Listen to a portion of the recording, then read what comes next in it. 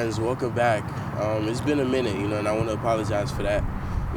It takes time to build something and to build a foundation. Obviously, that intro video was progressive. We started off something small, and I really want to continue to push this, and, thank you all for staying with me. But, today, I want to welcome to the pod From Two Minds, where perspective collides and creativity flows. We got somebody special with us. He's more than just a friend, he's real family. A scholar, a music producer, a writer, an artist, and a man of undeniable style. He got the brains, the bars, and the vision.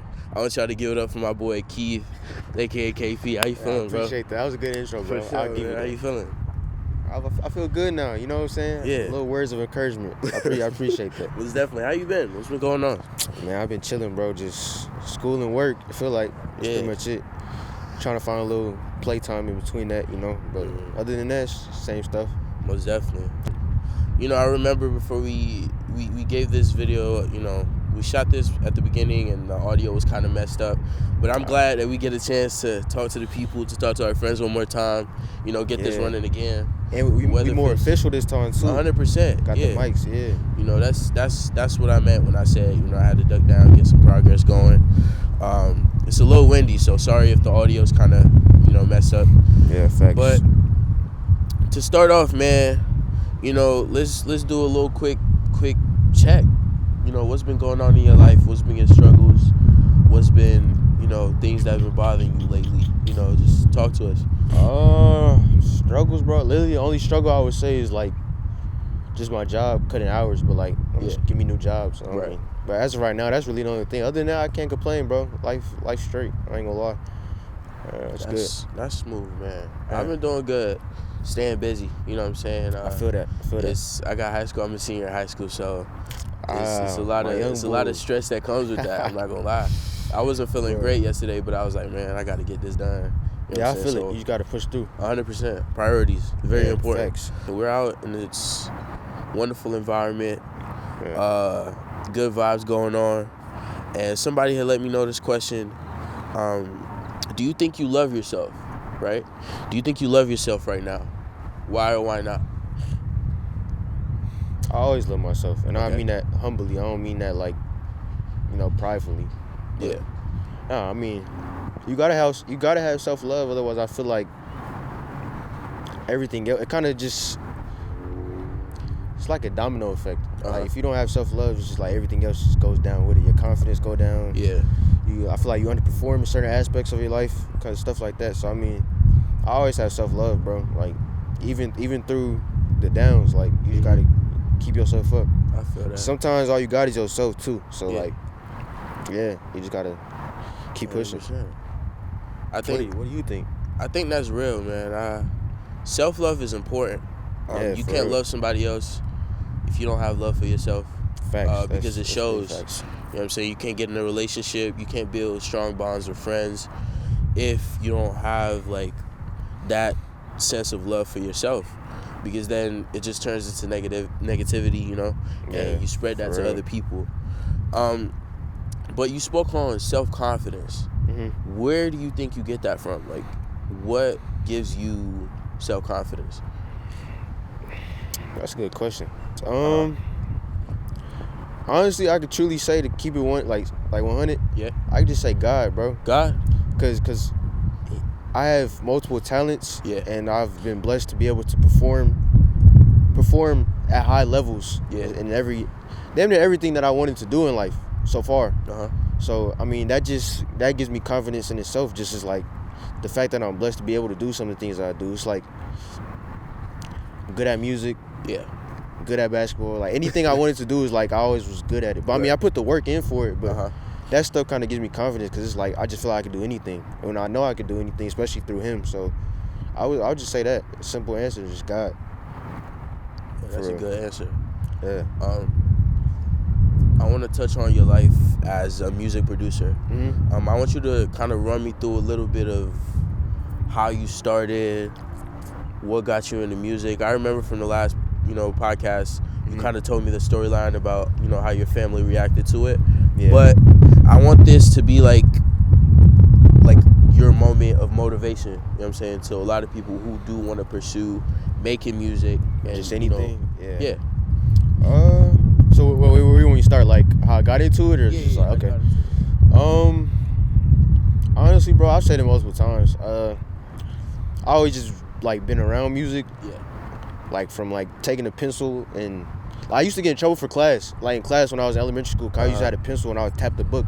Were you a bad kid? No, I was a good kid. I just always was like making music and making beats on the table. So my teachers would be like stop, pencil tapping. Yeah, but I'm just like my body just kept moving, bro. And any noise I hear, like car alarm go off, I'm making a beat out of it. Like, and when I'm young, I didn't realize that. I just thought it was like fun stuff, just something I'd do. Just having fun. So yeah, I mean, and then I was in band from like 3rd grade to 7th grade. I want to say.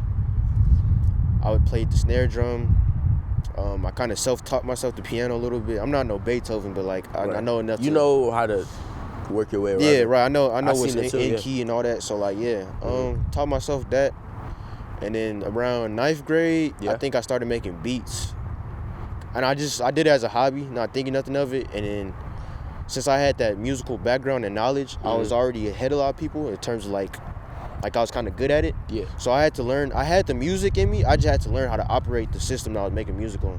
So once I learned that, I was set. And then, like I said, it was like a hobby, especially during quarantine. Yeah. It was just a hobby. And then people like my cousins and other people were just like, bro, like, you're actually good. You know you can make money off this. And I just didn't think nothing of it. Yeah. Then I sold my first beat, and I was like, yo, like I can make money off this. Like, And I was I think, so was it kind of like a switch? Like, hold on. I do kind of have like this skill and I have this talent. Yeah. And I'm probably going to be able to financially like gain from this. For sure. Yeah. No, for sure. Because like I said, it was like a hobby. I was doing it. I was good at it, but I was just storing beats in the computer. Like I'll make one, store it, one, store it, go to sleep. Like, And then once I got the money from it, it was like, oh, like I really could like. And when I make these beats, it's like, it don't feel like work. Right. I'm having fun doing it, and I'm getting paid. It doesn't feel like a chore. Yeah, bro. I'm getting paid to have fun. I'm like, yeah, passion. I could do this for sure. Like, so it was definitely a switch. It went from like having fun to like, okay, I'm about to grind. Like I really want to do this. Tell me about your lifestyle as a school student. So in high school, when you were in high school, obviously you graduated, now you're going to college. I want you to kind of run me through a little bit of your younger days, to say, like you like in high school. Wise, you saying? Yeah. What were your goals? What were your ambitions? And like, how have you reached that now? And right now in this moment, like, what are some things that you've kind of met up to? What are things that you're working on? I would say high school. Honestly, bro, I would say I'm still the same person. Obviously, just a little more mature about things. Definitely. But I've always been mature, especially for my age group. Yeah. Just 'cause I'm the youngest in my family, so I've always been around older people. So I always had goals. I would say by freshman year, I think I was still focused on basketball. Yeah. And I was, grinding with that. Sophomore year came around, still basketball. Then junior year hit, and I kind of realized our school isn't necessarily like, the best when it comes to like recruitment and stuff like that with basketball. Yeah. And I was just like trying to think like, besides that, like even if I transfer schools, do I really want to play basketball for the rest of my life? Right. And I kind of realized it was more of a hobby than it was like I really want to live this. 'Cause I was like, bro. So what's up? So unlike music, you didn't have. Would you say that you didn't have like that strong of a passion for basketball at the time? No, at first I did. Like. Yeah. When I was like from 4 years old, when I started all the way to my junior year, like, bro, like I was like, you couldn't tell me nothing. Like basketball was what I wanted to do. Like if I was not at the house, I was at a court somewhere. So I was definitely passionate about it. But as I got older and seeing the position I was in, I had to kind of put the passion aside and like be realistic about it. Now just like like say I did make the NBA, I'm like, bro, that's 82 games plus playoffs. Like you gotta have the right woman around to like deal with that. Right. If I have a family, that's a lot to like. I'm going all the time. I was like, I don't really want to do all that. So that kind of also added to it. Then I was just like, overall, just kind of cool on it, bro. I was like, I love basketball, but like not to the point where I'm like, yeah, bro, I can't. Plus, I was injured a lot, so I was like, I'm done hurting my body. So you just made the decision for your health and for something that you love. Yeah, pretty much. But I noticed you said realistically, you know, you wanted to be real with yourself. Yeah. You essentially use your ability of free will to make a decision. So that kind of leads me to the next topic that I wanted to bring to you. Do you think that free will is more of a concept, or is it something real that you can really use? You know what I'm saying? Is it an illusion? Free will is a real thing. Yeah. It just depends on how you use it. Okay. I mean, God gave us the option to choose what we want to do in life, and just in general, He gave us decisions, you know. Yeah. So it's definitely a real thing. I just feel like people don't realize that we have it because the way, I mean, from like school systems to like just growing up, sometimes you don't realize it. Yeah. But when you actually like graduate and you finally hit adult life, you like be like, bro, I could really, like, if I wanted to, bro, I could get up and just hop on a plane and go somewhere and just like, you know what I'm saying? Like, that's free will, bro. It's like, you can really just do whatever. But it's like I said, it's how you use it. Yeah, it's really the problem. So let's say you decide to use your free will, right? Right. And be a murderer, and you murder about 30 people in a day, right? In a day is crazy. You murder about 30 people in a day, and let's just obviously the consequences of that: jail, probably death row. You know, I would say depending on where you at, bro, that might right. Just be, it's just straight up death row, right? Yeah. At that point in time, don't you think that a lot of your free will is still being taken away? You know what I'm saying? And this is all a hypothetical, by the way. I think my point and what I'm trying to say is that free will is a little bit subjective to a point, because there's consequences for everything that you do, right? Yeah. But then depending on those consequences, you could have a lot of your free will taken away, or, you know what I'm saying, it could subjectively remain the same. Yeah, So, I feel like that's just the concept of it as a whole. Yeah. And if you think about it, it's more like it's a privilege that God gave to us. I mean, like I said, He gave us the like, we make choices in life, but obviously your choices have consequences. So I mean, you can't be mad off of the consequences, bro. It's like that's the, I mean, one of the main ones in front of us, bro, is just like, you have the choice to believe in God or not, but you know the consequences of both of those. Right. You know what I'm saying? So I mean, yeah, you just gotta live with your actions. But that's really the point of it. I mean, yeah, you have free will, but it's the privilege, and then if you mess it up, that privilege could be revoked. But even then, you have free will, just in a smaller aspect. So, for example, with a murderer, like, okay, you murder people, your consequences, you going to jail. Let's say you just go to jail and not get it. You in jail, bro. So I mean, all the outside world, free will, you ain't got it no more. Yeah. But you might have some decisions still within the jail and how you operate and how you will survive. Cause I mean, like, so I mean, you still have it. You just in a confined space. Yeah. So it really doesn't go nowhere. It just kind of trickles down to smaller, like, you know what I mean? Yeah. So I'll put it like that. Not 100%. I like the answer you gave, because it really dives into the mind. It shows how different people think, how we all work.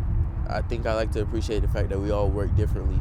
Yeah, we've been through different things, different struggles, different experiences, but at the same time, everyone is human, still has somewhat of a commonality. Yeah. Like, we have that similarity to each other. You know what I'm saying? So let's assume for a second that you know someone, right? Mm-hmm. They've never truly experienced pain, right?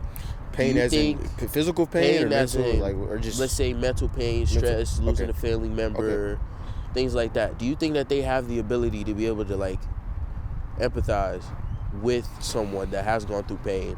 Do you think they should be able to have that privilege to empathize, or even do they even have the skill, you know, to be able to do that?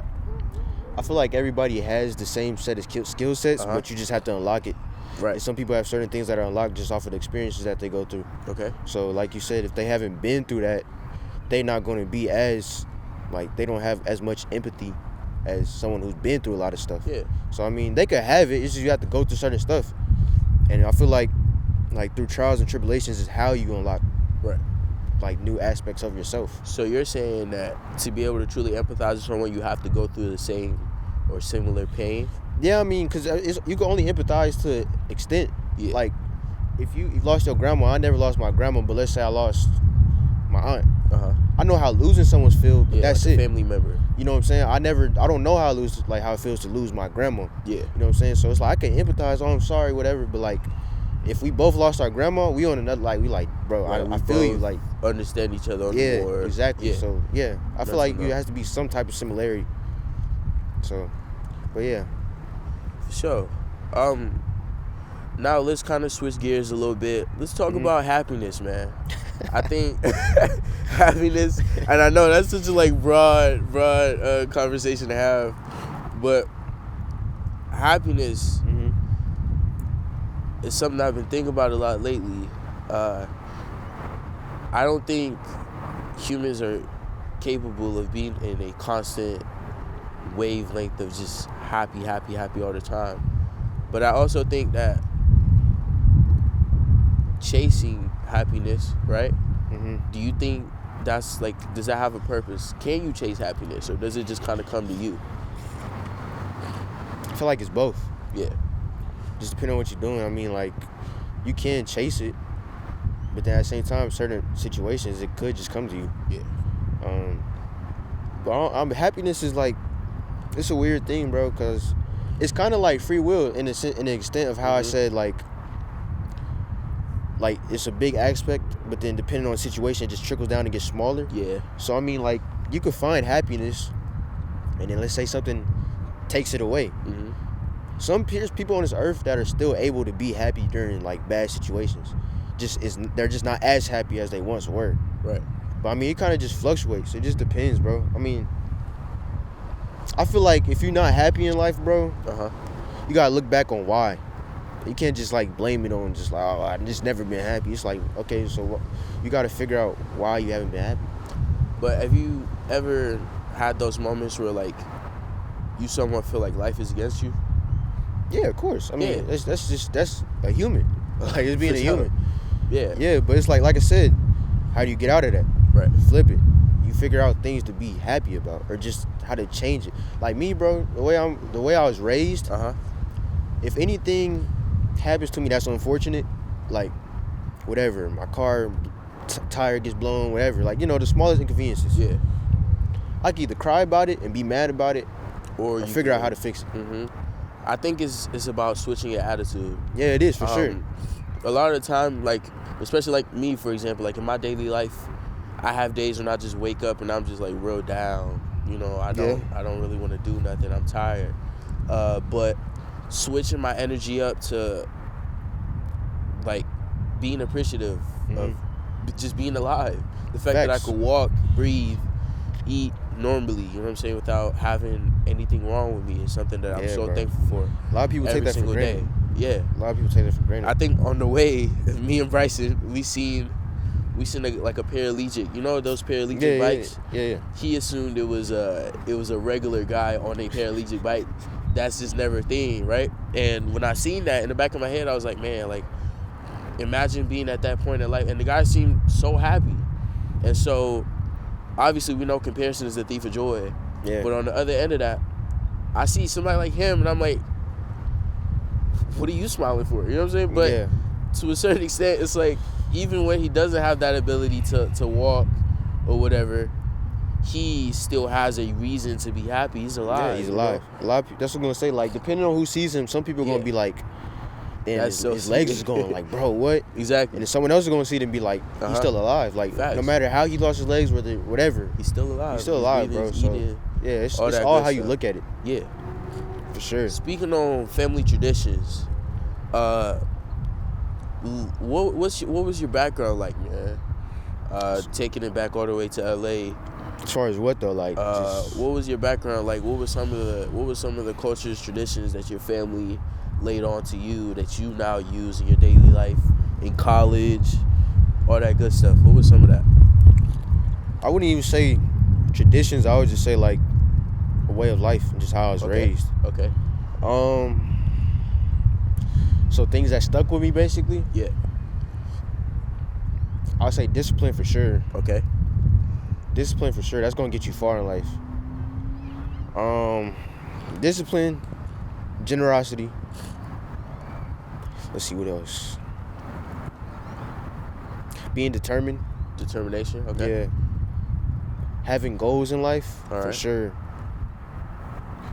And just like, big thing with my family is just trying things. They like, I feel like a lot of people are scared to do things because they think they're gonna fail, but it's like you failed for not trying. You might as well just try it. Yeah. So that's one of the biggest things I feel like Yeah. I took away from growing up, being raised a certain way. That's all I can think of off the top of my head now. It's like way more. But like, I mean, just the way I live in general is just instilled off of those principles of how my parents raised me. And speaking on determination, I bet your family probably taught you a lot about being financially responsible, right? Yeah. And as Mr. AKA Young Flexer that you are, you feel me?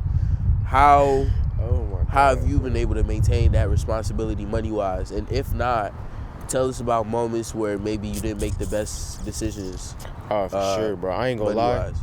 When I first started getting money, Yeah. I was the worst. Okay. Which was weird, because when I was young, I was the best with money. Really? Because I would get, so my birthday is in May. Okay. So I get like $200 for my birthday.